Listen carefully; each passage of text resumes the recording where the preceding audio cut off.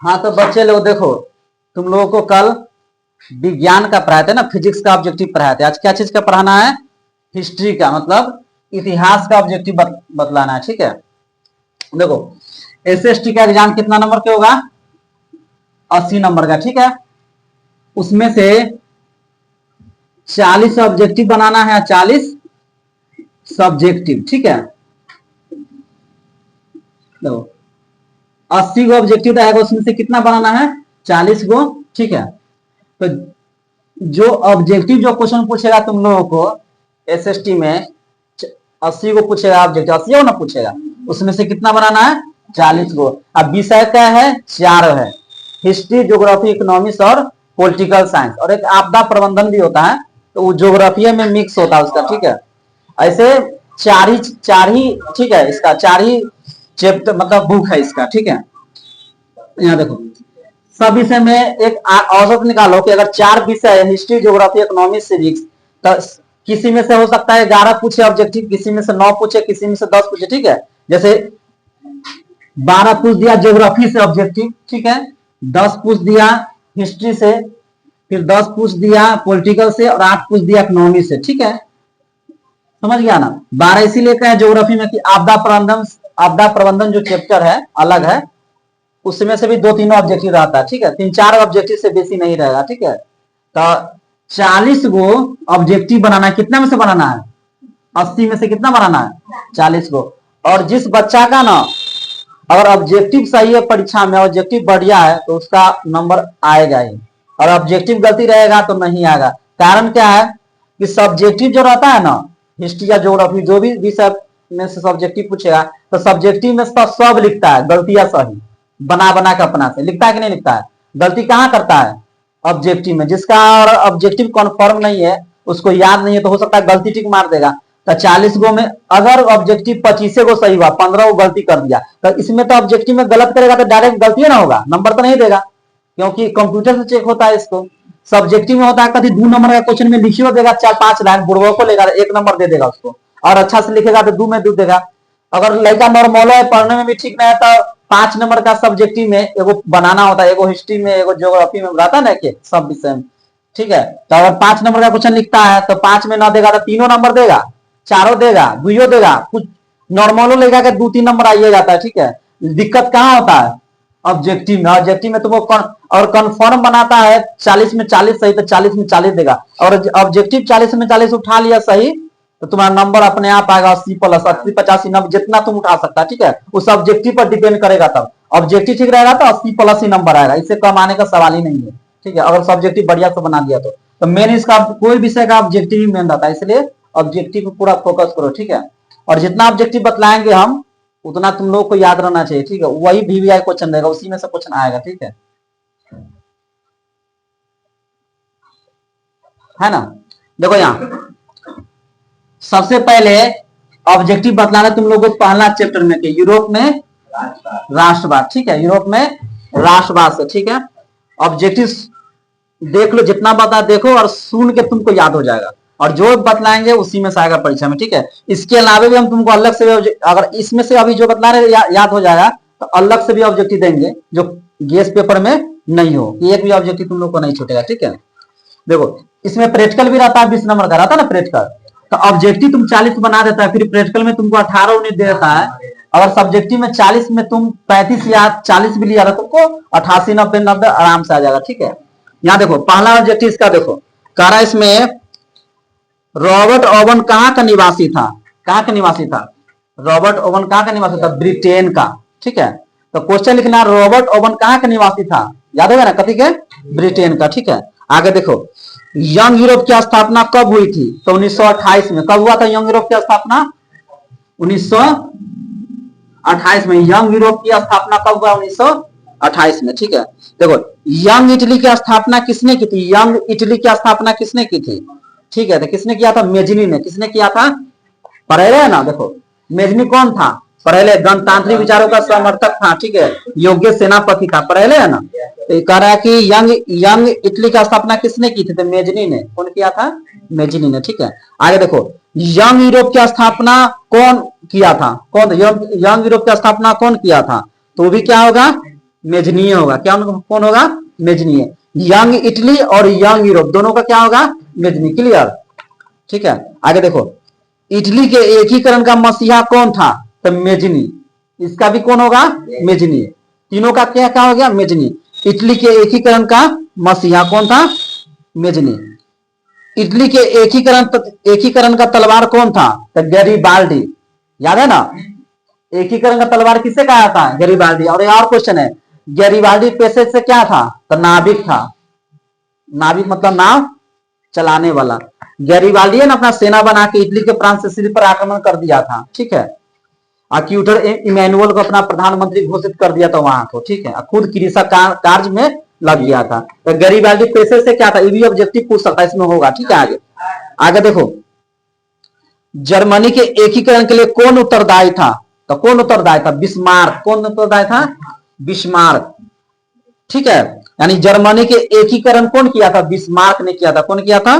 Bismarck. ठीक है, देखो अगला क्वेश्चन देखो, जर्मनी के एकीकरण का प्रमुख वास्तुकार कौन था? इस भी कथी होगा? बिस्मार्क होगा। दोनों का बिस्मार्क। कोई दिक्कत इसमें? आगे देखो, फ्रांस की क्रांति का प्रमुख कारण का क्या था? फ्रांस की क्रांति पहला क्यों हुआ था? तो निरकुश शासन के कारण, वहां का जो निरकुश शासन व्यवस्था था, ठीक है, इसके कारण हुआ था। ठीक है, देखो आगे, फ्रांस की क्रांति का अग्रदूत किसे कहा जाता है? तो रूसो को। किसे कहा जाता है? रूसो को। यानी फ्रांस की क्रांति का अग्रदूत, मतलब अग्रदूत माने होता है कि बढ़ चढ़ कर हिस्सा लेने वाला, उसको क्या कहा था? अग्रदूत। क्लियर? इसमें आगे देखो, यूरोप का मरीज किसे कहा जाता था? तुर्की को। किसे? क्यों कहा जाता? क्योंकि यूरोप में जो था ना, वो सबसे जो पिछड़ा देश था ना, तुर्की ही था। ठीक है, इसलिए उसको क्या कहा जाता था? यूरोप का मरीज। किसे कहा था? तुर्की को। ठीक है, अच्छा, यूरोपीय सभ्यता का पालना किसे कहा जाता था? पालना किसे कहा जाता था? यूनान को। किसे कहा जाता था? यूनान को। पालना। ठीक है, मतलब यूनान को ना बहुत अच्छा देश सब मानता, सब बहुत मानता था इसको। ठीक है, अब मरीज किसको कहा जाता? तुर्की को। पालना किससे कहा जाता था? यूनान को। जहां सिकंदर जहां कराने वाला था ना, सिकंदर कहां कराने वाला था? यूनान को। ठीक है, यूनान के सिकंदर, जो विश्व विजेता सिकंदर था, वो कहां कराने वाला था? यूनान को। ठीक है, यूनान के रहने वाला था। आगे देखो, वियना सम्मेलन कब हुआ था? वियना सम्मेलन कब हुआ था? 1815 में वियना सम्मेलन। ठीक है, कब हुआ था? 1800, समझ गया ना? 1815 में। ठीक है, आगे देखो, वियना सम्मेलन का अध्यक्ष कौन था? तो मेटरनिक। मेटरनिक था। मतलब क्या बतला रहे थे कि वियना सम्मेलन कब हुआ था? 1815 में। ठीक है, देखो अगला क्वेश्चन देखो, मेटरनिक क्या था? पढ़ाए हुए हैं कि मेटरनिक कौन था? घोर प्रतिक्रियावादी था। कौन था? घोर प्रतिक्रियावादी। बतलाए ना मेटरनिक, लघु में पढ़े। मेटरनिक कौन था? तो घोर प्रतिक्रियावादी था। वो ऑस्ट्रिया का चांसलर था। ठीक है, 1815 से 1848 ईस्वी तक शासन किया था। ठीक है, तो ऑब्जेक्टिव ऐसे भी पूछ सकता है कि मेटरनिक कौन था? तो ऑस्ट्रिया का चांसलर कौन था? तो मेटरनिक। समझ गया? और घोर प्रतिक्रियावादी था। समझ गया? तो एक चीज, एक क्वेश्चन से ना कितना ऑब्जेक्टिव बन जाता है। ठीक है, आगे देखो क्वेश्चन, जालबेरायन एक संस्था थी। तो किसकी संस्था थी? जालबेरायन व्यापारियों की थी। किसका था? व्यापारियों की। ठीक है, मेजनी का संबंध किस संगठन से था? देखो ये क्वेश्चन 23 में पूछ ले है, किस संगठन था? तो कार्बोनरी। किस संगठन था? तो कार्बोनरी से। ठीक है, यानी मेजनी का संबंध था कार्बोनरी से। ठीक है, आगे देखो, हंगरी की राजधानी थी तो बुडापेस्ट। बुडापेस्ट है। कथी है? बुडापेस्ट। ठीक है ना, हंगरी की राजधानी था बुडापेस्ट। ठीक है, आगे देखो, हनोई समझौता कब हुआ था? तो 1946 में। हनोई समझौता कब हुआ है? 1946 में। ठीक है, हनोई समझौता। समझ गया? हनोई समझौता कब है? 1946 में। ठीक है, आगे देखो, सेडोवा के युद्ध में किसकी पराजय हुई थी? तो ऑस्ट्रिया की हुआ था। किसका पराजय हुआ? ऑस्ट्रेलिया ना, ऑस्ट्रेलिया अलग देश हो गया, आई ऑस्ट्रिया है। ऑस्ट्रेलिया की राजधानी कैनबरा, ऑस्ट्रिया के वियना। अलग अलग दोनों अलग देश है। एगो ऑस्ट्रेलिया, एगो ऑस्ट्रिया। ठीक है, आगे देखो, जर्मनी का एकीकरण कब पूरा हुआ था? तो कब पूरा हुआ जर्मनी का एकीकरण? 1871 में। कब पूरा हुआ है? 1871 71 में जर्मनी का एकीकरण। समझ गया। आगे देखो, यूनान के स्वतंत्रता संग्राम में किसकी पराजय हुई थी? तो किसकी पराजय हुई थी? तुर्की के। किसके हुआ था? तुर्की के। ठीक है। क्वेश्चन क्या था? यूनान की स्वतंत्रता संग्राम में किसकी पराजय हुई थी? तो तुर्की। किसकी पराजय हुआ था? तुर्की को। और तुर्की को बतलाया था कि यूरोप का क्या कहा जाता था? मरीज कहा जाता था। ठीक है। आगे देखो, काउंट काबूर को ट्यूटर इमैनुअल के पद पर नियुक्त किया, तो कौन पद पर नियुक्त किया था? प्रधानमंत्री बनाया था। बताया था ना, प्रधानमंत्री बनाया था। ठीक है। आगे देखो, रक्त एवं लौ की नीति का अवलंबन किसने किया था? तो जानवे करित होगा क्या कौन किया था? बिस्मार्क ने। कौन किया था? बिस्मार्क ने। क्वेश्चन पूछ ले भी है, 17 में भी पूछा है और 20 में भी पूछा। ठीक है। यानी रक्त एवं लौ की नीति का अवलंबन किसने किया है? बिस्मार्क ने। ठीक है। आगे देखो, लाल कुर्ती का गठन किसने किया था? इधर कोई क्वेश्चन पूछ सकता है वीवीआई, क्योंकि कभी नहीं पूछा है। तो कौन किया था? तो गैरिबाल्डी ने। कथी किया था? लाल कुर्ती का गठन किया था, संगठन बनाया था। उसका नाम क्या था? लाल कुर्ती। ठीक है। आगे देखो, वर्षीय संधि कब हुई थी? तो वर्षीय संधि हुआ 1919 में। कब हुआ है? 1919 में। ठीक है। जब प्रथम विश्व युद्ध समाप्त हुआ है 1914 से 1919 में। ठीक है। तो जर्मनी पर पूरा विश्व मिलके, पूरा देश मिलके जो जो शामिल था, ठीक है, और सब उस पर क्या लगा दिया? प्रतिबंध लगा दिया जर्मनी पर। उसके कई सारा जो टेरिटरी था, जो साम्राज्य छीन लिया, उस पर जुर्माना लगा दिया। ठीक है। जर्मनी पर वह वर्षीय संधि हुआ। इस वर्षीय संधि के कारण ही दूसरा बार युद्ध हुआ था 1939 से 1945 में। वर्षीय संधि के कारण बना था जब हिटलर का उदय हुआ था। ठीक है। आगे देखो, कथी कर रहा है? गैरिबाल्डी पेशे से क्या था? बतलाया क्या था? नाविक। क्या था? नाविक, मतलब नाव चलाने वाला। ठीक है। देखो, चार्जशीट आंदोलन कहां संपन्न हुआ था? तो इंग्लैंड में। कहां संपन्न हुआ है? इंग्लैंड में। ठीक है। वार एंड पीस किसकी रचना है? तो लियो टॉलस्टॉय। किसकी रचना है? लियो टॉलस्टॉय। समझ गया। आगे देखो, किस युद्ध के बाद इटली का एकीकरण पूरा हुआ था? तो सेडान की युद्ध। किस युद्ध के बाद? सेडान का युद्ध। ठीक है। चलो देखो, पहला चैप्टर का मेन ऑब्जेक्टिव बतला, लगभग सब ऑब्जेक्टिव बतलाए दिए। ठीक ना, सुनेगा सिर्फ याद हो जाएगा। ठीक है। देखो, समाजवाद एवं साम्यवाद। देखो, पहला क्वेश्चन है, रूस में फरवरी क्रांति कब हुई थी? ठीक है। बीबीआई क्वेश्चन है। तो कब हुआ था? 1917 में। ठीक है। 1917 में हुआ था। अगला क्वेश्चन कह रहा है, क्या रूस की सांसद को क्या कहा जाता है? तो ड्यूमा। क्या कहा जाता है? ड्यूमा। और इससे पहले जो क्वेश्चन मतलब रूस में फरवरी क्रांति कब हुई थी? रूस में क्रांति का क्या कारण था? लघु बतले ले कि ना बतले ले? मजदूरों की दयनीय स्थिति, जार की निरंकुशता एवं अयोग्य शासन। ठीक है। तो रूस में क्रांति कब हुआ था? 1917 में। ठीक है। आगे देखो, रूस को गणतंत्र कब घोषित किया गया था? तो सितंबर 1917। सितंबर 1917 को। ठीक है। आगे, रूस जापान युद्ध कब हुआ है? तो 1904 से 1905, यानी 1905 में हुआ था, लेकिन इसमें दिल होगा 1904 से 1905। ठीक है। तो क्यों 1904 से 1905 में हुआ था? रूस जापान युद्ध। ठीक है। ऐसे तो 1905 लिखा जाता है कि रूस जापान युद्ध कब हुआ? 1905 में। पढ़ा ना क्वेश्चन। तो 1905 में जब रूस जापान युद्ध हुआ था, जो खूनी रविवार जो क्वेश्चन है, उसी में क्या ऑब्जेक्ट, जब लागू पड़ेगा तो ऑब्जेक्टिव तुमको याद रहने करेगा। 1905 में जब रूस जापान युद्ध हुआ था, खूनी रविवार क्या हुआ था? बदला नहीं वाला कि वहां जो रूस जैसे छोटे, रूस से बहुत छोटा देश है, जापान से हार गया था। जापान जैसे छोटे देश है, जिस कारण वहां के लोगों में आक्रोश फैल गया। वे लोग रोटी दो के नारे साथ जा रहा था तो उन पर गोलियां बरसवा दी। ठीक है। तो उस दिन रविवार था, इसलिए क्या कहा जाता उसको? खूनी रविवार। ठीक है। पढ़ा ना क्वेश्चन है। आगे देखो, रूस में किस राजवंश का शासन था? तो रोमोनोव का शासन था। किस राजवंश का था? रोमोनोव का। ठीक है। देखो, रूस में कृषक दास प्रथा का अंत कब हुआ था? 1861 में हुआ था। कब हुआ था?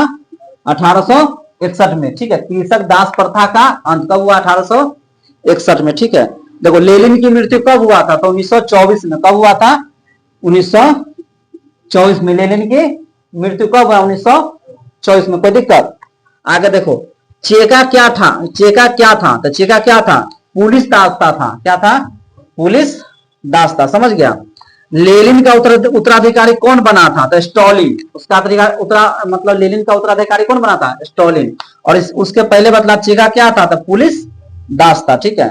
देखो इसमें दिले भी है, बोल्शेविक क्रांति कब हुई थी, तो नवंबर 1917। कब हुआ, नवंबर, ठीक है, नवंबर 1917 कब हुआ है, ठीक है, बोल्शेविक क्रांति कब हुआ, नवंबर 1917। कोई दिक्कत इसमें? आगे देखो, साम्यवाद शासन का पहला प्रयोग कहां हुआ था, तो रूस में।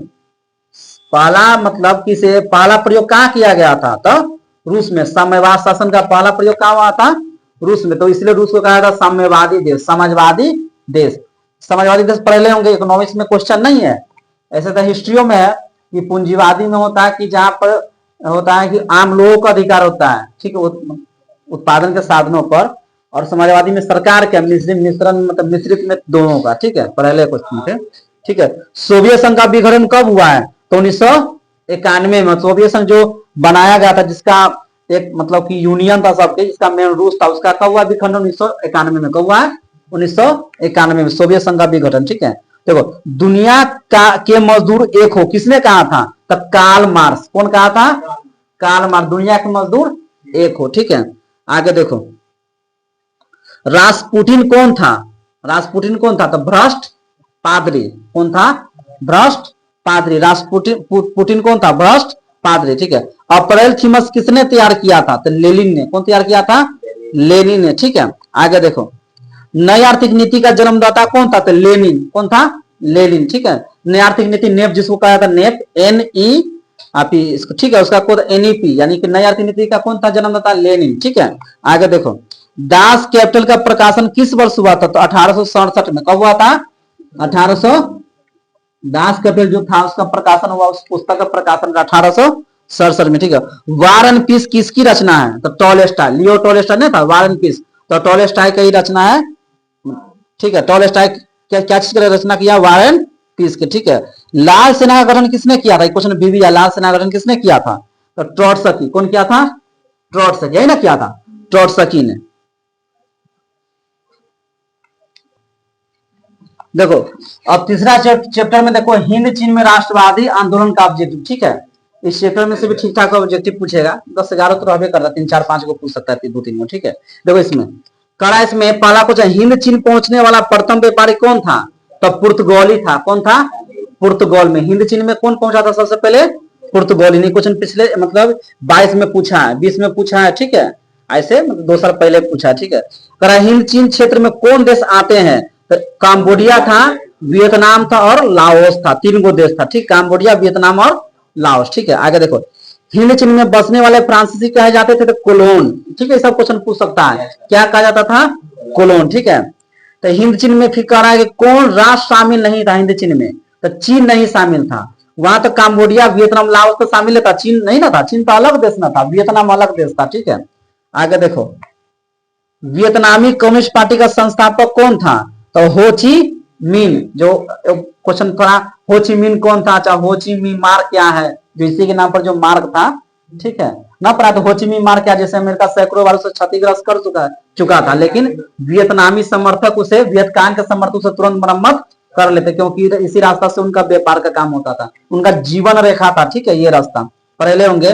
तो हो ची मिन, ठीक है। वियतनामी कम्युनिस्ट पार्टी का स्थापना कौन था, तो हो ची मिन, ठीक है। अगला क्वेश्चन देखो, वियतनाम में टोकन फ्री स्कूल की स्थापना कब हुई थी, तो 1907 में। टोकन फ्री स्कूल की स्थापना कब हुआ, 1907 में, ठीक है। जो सन वाला क्वेश्चन है वो थोड़ा ध्यान से देखना और बढ़िया से याद करना, सन वाला, ठीक है। आगे देखो अगला क्वेश्चन, उत्तरी और दक्षिणी वियतनाम का एकीकरण कब हुआ था, मतलब कब मिला, तो 1975 में। कब मिला, 1975 में। उत्तरी वियतनाम, ठीक है, उत्तरी वियतनाम और दक्षिणी वियतनाम का एकीकरण कब हुआ, 1975 में, ठीक है। आगे देखो, किस समझौते ने पूरे वियतनाम को 2 हिस्सों में बांट दिया, तो जेनेवा, नहीं, जेनेवा समझौता कब हुआ था, तो 1954 में हुआ था, जिसने पूरे वियतनाम को 2 हिस्सों में बांट दिया। जैसे 2 ऑब्जेक्टिव पूरा हो गया। तो जेनेवा समझौता कब, 1954 में। आप क्वेश्चन था, किस समझौते ने पूरे वियतनाम को 2 हिस्सों में बांट दिया था, कौन था, जेनेवा समझौता, ठीक है। तो 2 ऑब्जेक्टिव हो गया। देखो आगे देखो, the history of the loss Vietnam किसने लिखा था, तो फाउ, ठीक है, फाउ गो चाव, ठीक है, नाम इसका है, फान बो चाय है ना, फान बो चाय, तो अजीब नाम है, फान फान, ठीक है, है ना, है फान बोई चाव, यही ना है। ठीक है, आगे देखो, हुआ हुआ आंदोलन के नेता कौन थे? तो कौन था, कौन नेता था? हुइनब फूसो। कौन था? हुइनब फूसो। हुआ हुआ आंदोलन के नेता कौन था? हुइनब फूसो। समझ गया? देखो, हो ची मिन का दूसरा नाम क्या था? तो न्यूगोन आई कोबोक, न्यूगोन आई कोबोक। समझ गया? जब तुमको याद, कई ऑब्जेक्टिव याद करना था डायरेक्ट से, ऑब्जेक्टिव का नियम है कि समझ के याद करेगा, नहीं भूलेगा, रट्टा मारेगा तो भूल जाएगा। इसलिए कोई चीज याद करने से पहले उसको लघु हमको कल नहीं याद करे, समझना पड़े, लघु समझेगा ऑब्जेक्टिव याद हो जाएगा। ठीक है, आगे देखो, जन में आभी क्या क्वेश्चन, जनेवा समझौता कब हुआ था? कब हुआ था? 1904 में। देले भी है तुमको। ठीक है, क्वेश्चन नंबर 28वां में देले भी। देखो, माइली गांव की घटना कहाँ हुई थी? तो कहाँ हुआ था? दक्षिणी वियतनाम में। कहाँ हुआ था?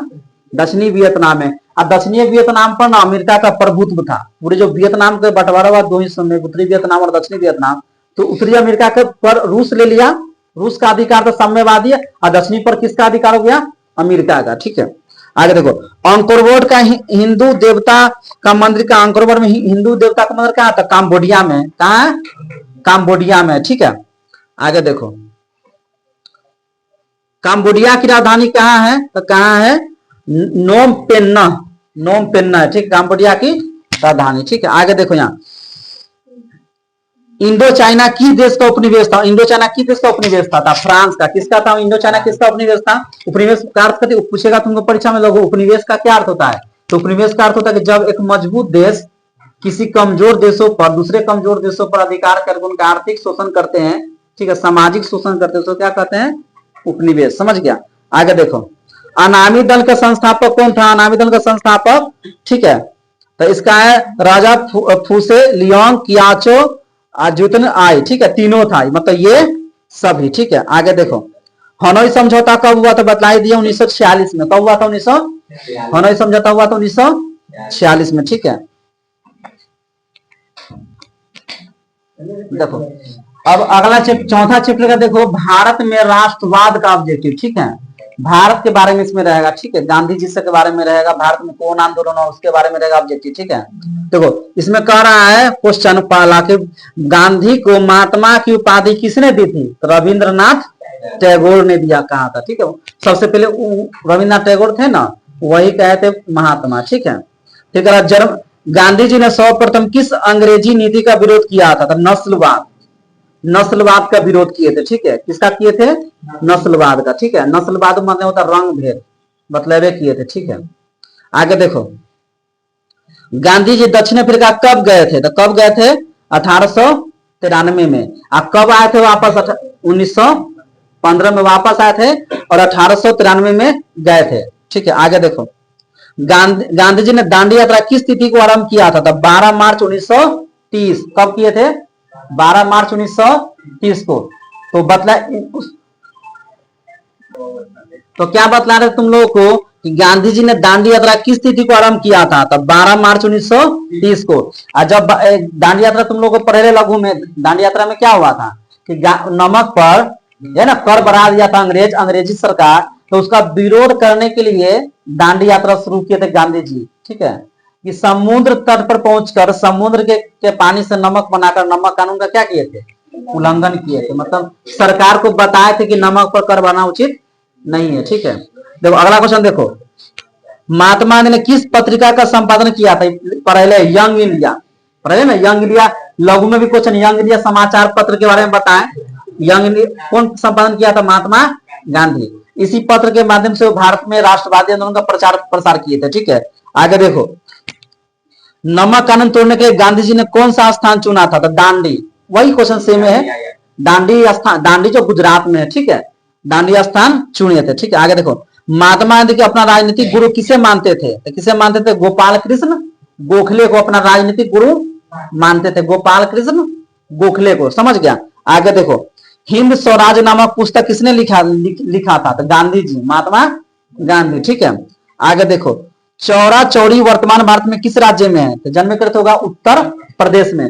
चौरा चौरी कांड जो हुआ था तुम लोग को मालूम है कि जो क्रांतिकारी था, ठीक है, तो वो घेर लिया था, स्टेशन था, और उसको पुलिस से उसको घेर के क्या किया था? आग लगा दिया, जिसमें बहुत सारे जो मर गया था अंग्रेज सब। ठीक है, इस कारण से गांधी जी को बहुत दुख हुआ था, तब बंद कर दिए थे, असहयोग आंदोलन बंद कर दिए थे। ठीक है, आगे देखो, चौरा चौरी कांड कब हुआ था, बतला दिए थे 1922 में। कहा हुआ, कहा है जगह चौरा चौरी? यूपी में, उत्तर प्रदेश में। ठीक, आगे देखो, रॉलेट कानून किस वर्ष पारित हुआ था?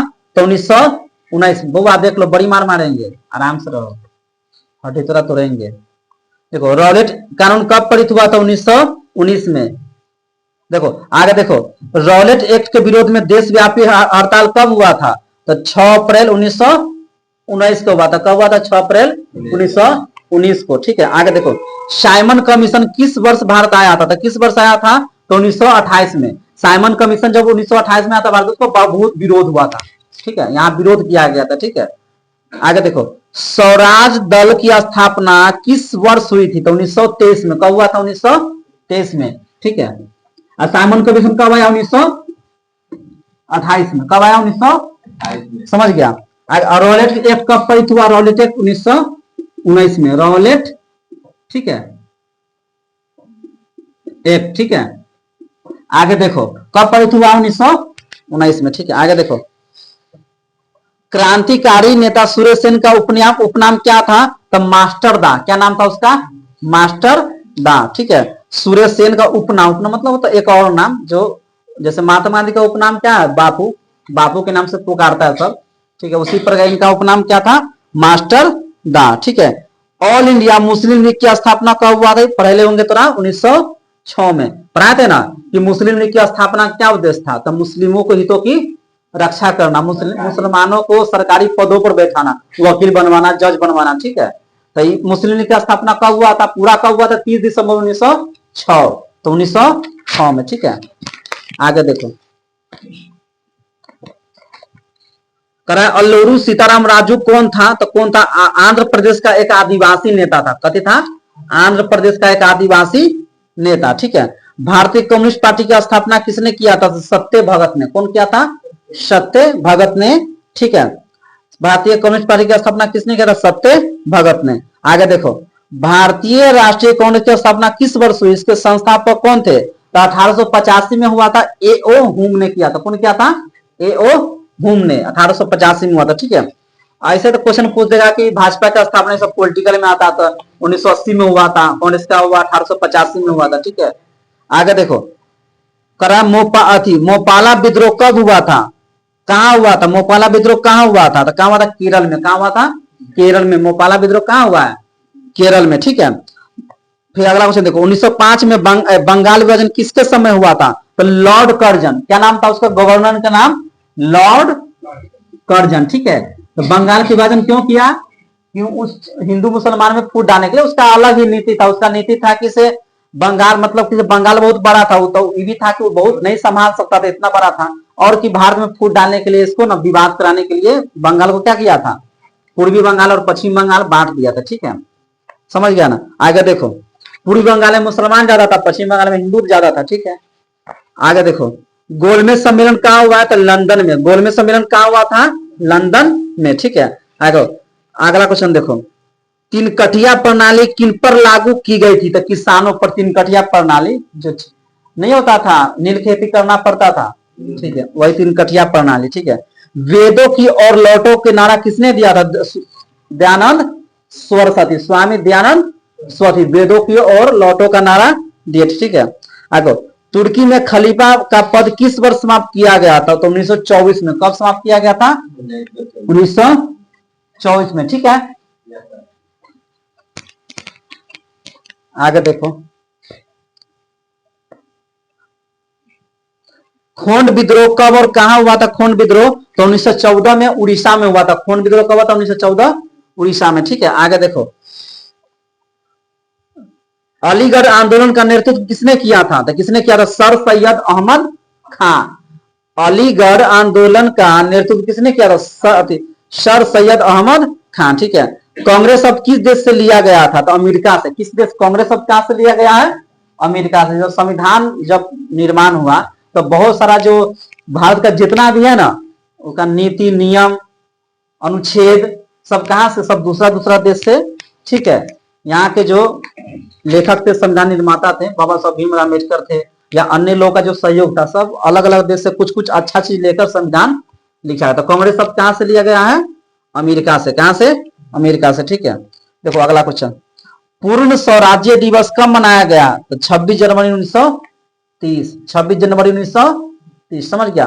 पूर्ण स्वराज्य दिवस। ठीक है, आगे देखो, बिहार समाजवादी दल की स्थापना कब और किसने की थी? तो 1925 में सत्य भगत ने, जो कम्युनिस्ट पार्टी नहीं बतलाए थे, कम्युनिस्ट पार्टी। ठीक है, राष्ट्रीय स्वयं सेवक संघ की स्थापना कब और किसने किया था? क्वेश्चन पूछ ले भी, 12, 18, 20 में पूछ ले भी है। तो कौन किए थे? हेडगेवार किए थे। ठीक है, कौन किए थे? 1925 में केवी, ठीक है, हेडगेवार। 1925 में हुआ था राष्ट्रीय स्वयं सेवक संघ, आरएसएस का। ठीक है, जो भाजपा का मातृ संगठन है। ठीक है, आगे देखो, लखनऊ समझौता कब हुआ? 1916 में। कब हुआ है? 1916 में लखनऊ समझौता। क्लियर? कब हुआ? 1916 में। 1916 में। ठीक है, आगे देखो, सविनय अवैध आंदोलन कब और किस यात्रा से शुरू हुआ था? तो 1920 भूज। 1920 भूज। ठीक है, समझ गया ना? 1920 भूज से शुरू हुआ है। आगे देखो, रंपा विद्रोह कब हुआ है? रंपा विद्रोह, लखनऊ भी समझौता 1916 में हुआ और रंपा समझौता भी कब हुआ? 1900। कोई दिक्कत इसमें? लखनऊ समझौता 1916 में हुआ और रंपा जो था ये समझौता कब हुआ? 1916 में। ठीक, आगे देखो, टीपू सुल्तान शासक थे। तो टीपू सुल्तान कहाँ के शासक थे? मैसूर का। कहाँ के? मैसूर के। कहाँ के? मैसूर के। कोई दिक्कत इसमें?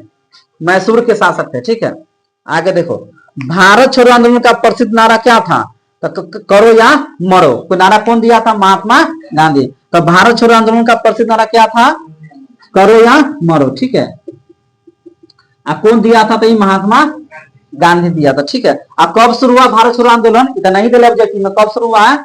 1942 में हुआ था भारत छोड़ो आंदोलन की शुरुआत। ठीक है, आगे देखो, भारत आने वाले प्रथम व्यापारी कौन था? तो भारत आने वाले प्रथम व्यापारी कौन था? पुर्तगाली था। ठीक है, कौन था? पुर्तगाली। ऑब्जेक्टिव इसका हो गया 4 पार्ट तक। ठीक है, इसका अगला चैप्टर कल बतलाएंगे। इसका कुछ देख लो, तुम लोग को जो बतलाए हैं सब्जेक्टिव इसका। ठीक है, जैसे कुछ ऑब्जेक्टिव इसका देखो। ठीक है, जो बतलाए थे तुम लोग को, जैसे खूनी रविवार हुआ, समझैली है। ठीक है, सर्वहारा वर्ग। ठीक है, ये सब कुछ हम देखो। सर्वहारा वर्ग माने क्या? बतला लेना, समाज का ऐसा लाचार वर्ग जिसके पास बुनियादी सुविधा का अभाव था। ठीक है, सब पढ़े ले तुमको। ठीक है, तो सब्जेक्टिव भी कुछ सुनेंगे। ठीक है, जैसे यहाँ देखो, दांडी यात्रा का क्या उद्देश्य था? पढ़ाएं ऑब्जेक्टिव में कि नमक बनाकर समुद्र तट में पहुंचकर नमक बना, नमक कानून का क्या करना था? उल्लंघन करना था। ठीक है, जैसे और क्वेश्चन मतलब यंग इंडिया समाचार पत्र के बारे में, पांडुलिपि क्या, छापखाना से क्या लाभ हुआ? ठीक है, सब क्वेश्चन तुम लोग को पढ़े, एक भी क्वेश्चन नहीं बचल है। खिलाफत आंदोलन क्यों हुआ? ठीक है, बतलाए थे ना कि यूरोप का मर्ज किसे कहा जाता? तुर्की को। बतलाए थे ना, तुर्की को। खिलाफत आंदोलन बतलाया पढ़े तुम लोग को कि प्रथम विश्व युद्ध में, ठीक है, ब्रिटेन ने किसको पराजित कर दिया था? तुर्की को। और उसके खलीफा उसके पद से हटाकर उसको क्या क्या खंड खंड कर दिया था। ठीक है, जिसके भारत के मुसलमान के साथ पूरा विश्व मुसलमान आंदोलन किया था ब्रिटेन के खिलाफ। भारत के मुसलमान शामिल थे, उसको क्या कहते? खिलाफत आंदोलन। समझ गया? तो ऑब्जेक्टिव पूरा इसको कर ले, जितना बता कुछ नहीं करना, सुनेगा और तुम लोग को याद हो जाएगा। देखो ऑब्जेक्टिव बतला दे इसका, 4 चैप्टर तो बतलाया ना ऑब्जेक्टिव। ठीक है, हाँ, जो भी बच्चे मैट्रिक का तैयारी करे और चैनल से लगातार जुड़े हुए हैं और वीडियो को देख रहे हैं, वे चैनल को सब्सक्राइब तो कर ही दे, क्योंकि आगे वाला वीडियो आप लोगों को मिलता रहे। और लाइक कमेंट कर दे। ठीक है, सब्सक्राइब कर दे, क्योंकि यहाँ हर दिन अलग अलग चैप्टर का, अलग अलग विषय का ऑब्जेक्टिव, ठीक है, बतलाएंगे।